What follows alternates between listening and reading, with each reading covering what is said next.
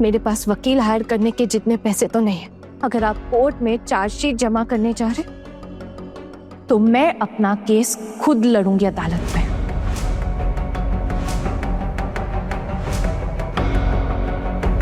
बस आपसे एक ही रिक्वेस्ट, मुझे इस केस की सारी डिटेल्स आप शेयर कीजिएगा प्लीज।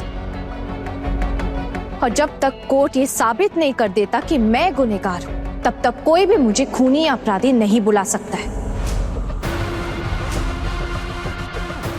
जी ठीक है, लेकिन पहले हमें इन्वेस्टिगेशन तो करने दीजिए। अगर बात कोर्ट तक पहुंचती है तो हम आपके साथ केस की पूरी डिटेल शेयर करेंगे। Thank you sir. मैं खून के आखिरी कतरे के बह जाने तक फाइट करूंगी और मैं खुद को बेगुनाह साबित करके ही रहूंगी।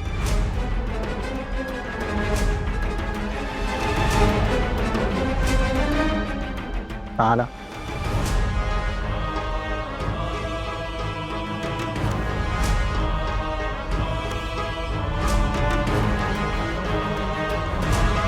आपकी अब इस लड़ाई में मैं भी आपके साथ हूं।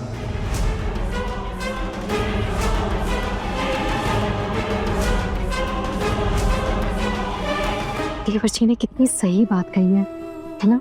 मांझी जी, कोई हमारे हक के लिए ऐसे कभी खड़ा नहीं हुआ है आज तक।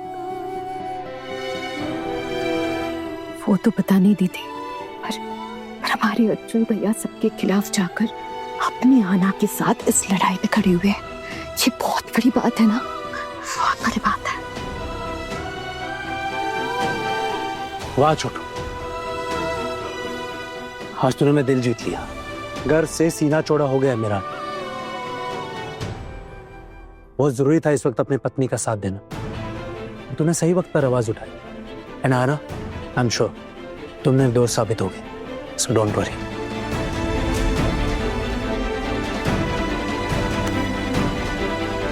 अब मैं आपको बता दूं, हम लोग आपके घर की तलाशी लेंगे और कोई कहीं नहीं जाएगा, प्लीज यहीं रहेंगे सब। और वो दवाई का पत्ता कहाँ है जिसमें से गोली दुर्गा जी को दी गई थी?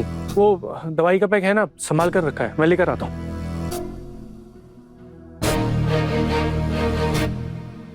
बड़े बाबू, एक बात कहनी थी। बोलिए। आपको याद है ना, इस लड़की पर मुझे जरा भी शक नहीं है। आप समझ तो रहे ना? बड़ी उछलते उछलते अपने मायके गई थी। इसे अपनी जगह दिखाने के लिए आपको उसे वहां लाने के लिए भेजा था। अब मेरा भी नाम दुर्गा है। अपनी गाय को खूंटे से बांध कर रखने का पैंतरा जानती हूँ मैं। बहुत सयानी बन रही थी। अगर इन्होंने सच में कुछ नहीं किया है ना, तो ये कानून की नजरों में जरूर निर्दोष साबित होंगे। आप फिक्र मत कीजिए। जी बड़े बाबू। सर, ये रहा वो दवाई का पैक। लाइए, दीजिए। अब बताइए क्या हुआ था और डिटेल में बताइए अच्छे से। मैं आपको बता सकता हूँ सर। तू कैसे बताएगा? तू था उस दिन वहां पर। मैं बताऊं बड़े साहब, क्योंकि मुझे सब कुछ अच्छे से पता है। आप उस वक्त थी वहां? अब नहीं, मतलब दवाई देते समय नहीं थी, लेकिन उससे पहले और उसके बाद मैं कमरे में आई थी। ठीक है, बताइए। मैं रोज की तरह भाभी को मिलने गई थी उनके कमरे में। ये लड़की वहां पर आई दवाई देने के लिए। भाभी की देखभाल की जिम्मेदारी इसी लड़की पर है। उसके बाद वो दवाई देकर चली गई खाना खाने के लिए, और थोड़ी देर के बाद मैं भी चली गई अपने कमरे में सोने के लिए। ये खाना खा के फिर से बड़ी भाभी के कमरे में गई थी उन्हें देखने के लिए। भाभी की तबीयत बहुत खराब हो गई थी। वो सांस भी नहीं ले पा रही थी, कुछ बोल भी नहीं पा रही थी, उनकी हालत बहुत खराब थी। तब ये लड़की मामा करके चिल्लाने लगी, तो हम सब अपने कमरे से भागकर भाभी के कमरे में पहुंचे। हमने देखा कि भाभी की तबीयत बहुत ज्यादा खराब है। जब हमने पता करवाया कि भाभी को ऐसा हुआ क्या था, तब जाके हमको पता चला कि इस महारानी ने भाभी को गलत दवाई दे दी थी। आपने जो जो बताया है ये तो सब हमें मालूम है, कुछ नया तो है नहीं इन्फॉर्मेशन में। अच्छा ये बताइए, ये दवाई आपके यहाँ आई कहाँ से? ये तो काफी स्ट्रॉन्ग नींद की दवाई है। ये मेरी माँ की दवाई है, लेकिन मेरी माँ ने ये दवाई बड़ी मामी को नहीं दी। अगर आपको विश्वास नहीं है तो आप बड़ी मामी से पूछ लीजिए। हाँ, दवाई देने की जिम्मेदारी इसी की थी, और कोई दवाई नहीं देता था मुझे। तो आपकी माँ ये दवाई लेती है? जी। अरे बड़े बाबू, ऐसा भी तो हो सकता है ना कि ये लड़की बाजार से दवाई खरीद कर लाई हो।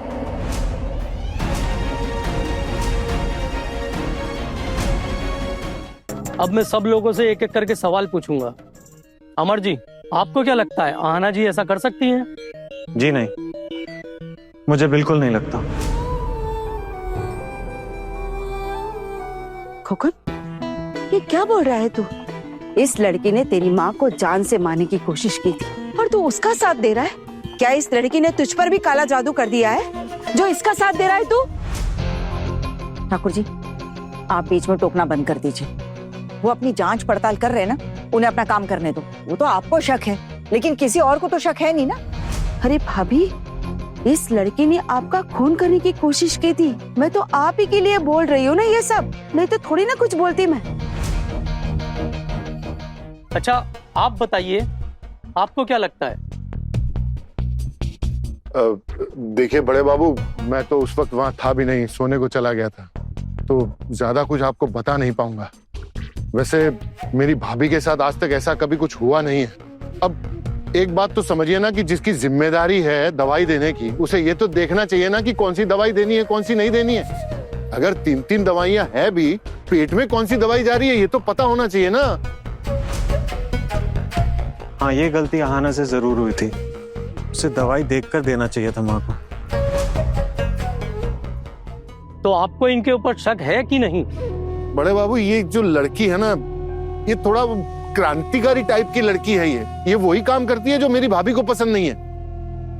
आपको क्या लगता है? मुझे तो लगता है ऐसा काम करने के लिए ये लड़की जरा सा भी हिचकिचाएगी नहीं।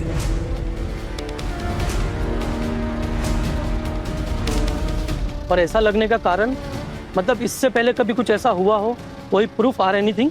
नहीं, ऐसा तो कभी कुछ हुआ नहीं, लेकिन इसका मतलब ये तो नहीं ना कि ऐसा हो नहीं सकता। इंसान ऐसी कई चीजें करता है पहली बार जो उसने कभी पहले की नहीं होती। और इस लड़की की हरकतों से मुझे तो यही महसूस होता है कि ये ऐसा काम कर सकती है, एक बार सोचेगी भी नहीं। ओके, ठीक है। और आप तीनों, क्या आपको भी आहना जी पर शक है? जी नहीं सर, मुझे बिल्कुल भी नहीं लगता है। आहना ऐसा करना तो दूर की बात है, ऐसा सोच भी नहीं सकती है।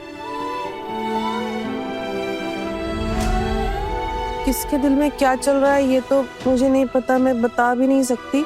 लेकिन आहाना के साथ जितने भी दिन यहाँ पर बिताए हैं ना हमने, उससे ऐसा तो नहीं लगता कि ये ऐसा कुछ कर सकती है।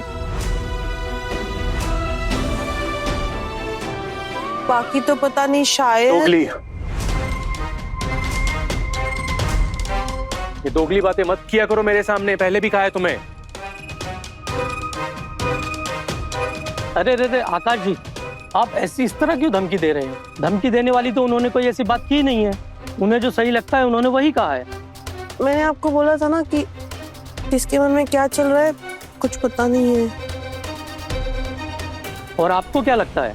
मुझे नहीं लगता हना ने ऐसा कुछ किया होगा, और ना तो वो किसी के साथ ऐसा कभी कर सकती है।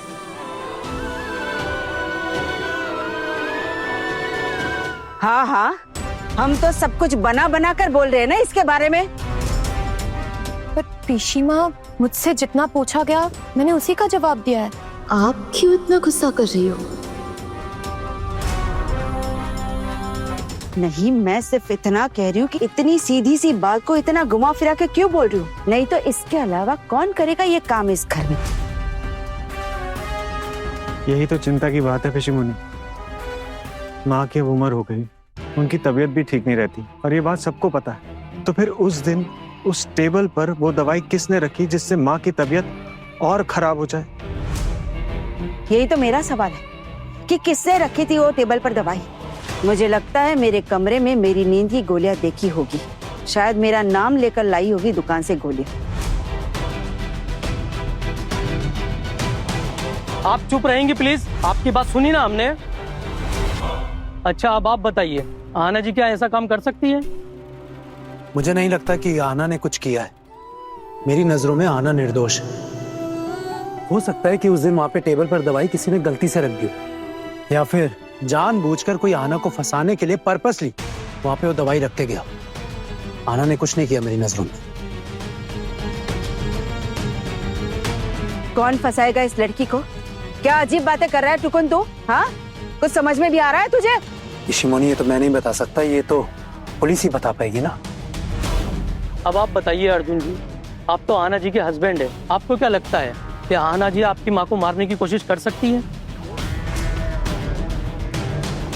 इंस्पेक्टर, मैं आपको जो भी बोलूंगा एकदम सच कहूंगा।